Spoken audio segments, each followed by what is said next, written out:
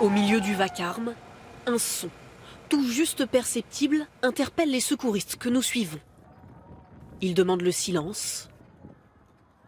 C'est certain, une survivante se trouve là, sous les décombres. Ramenez des seaux, ramenez des seaux. L'urgence, dans chaque coup de pelle. Si on creuse ici, on va pouvoir passer. Pendant des heures, centimètre par centimètre, ils se rapprochent. Elle est là, elle est tout au fond. Sans eau, sans nourriture, les chances de survie sont infimes. Pourtant ici, tout le monde retient son souffle. Les opérations de sauvetage vont durer toute la nuit. Enfin, les sauveteurs parviennent à établir un contact. Le deuxième mur est en train de nous écraser. Ça va aller, le mur va tenir. Aidez-nous! La femme n'est pas seule, elle est bloquée dans les entrailles de l'immeuble avec sa fille. Si l'immeuble s'affaisse, on n'a aucune chance de les sortir vivantes. Faites vite.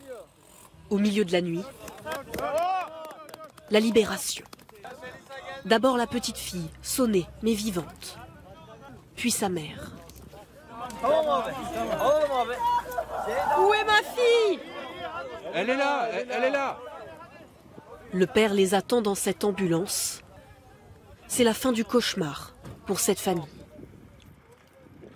Le sauvetage à peine terminé, les équipes de secours sont de retour dans les décombres, à la recherche de rescapés. Oui, une fois sortis des décombres, ces survivants n'en ont pas fini avec cette tragédie. Ils doivent affronter le froid qui complique aussi la tâche des secouristes, comme nous le montre Julien Cresson. Il y a un incendie, le séisme, la neige, tout en même temps. Que Dieu nous aide. À la douleur de perdre des proches, s'ajoute celle provoquée par un froid glacial. Moins 10 degrés à Malatya, dans le sud-est de la Turquie. La même température plus au sud à Hatay. Troisième nuit dehors pour ces réfugiés frigorifiés. Toujours sans nouvelles de leurs proches. Ma mère, mon père et mon frère sont sous les décombres. Je les attends. C'est le silence total. La même angoisse et le même climat glacial en Syrie.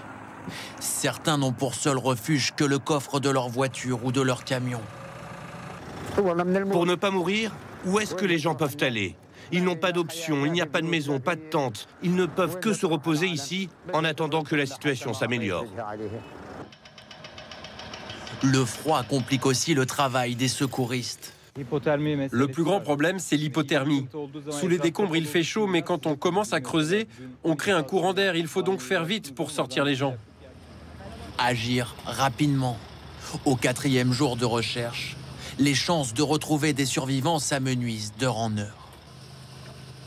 Merci d'avoir regardé cette vidéo. Abonnez-vous pour ne pas manquer les prochains épisodes. À bientôt.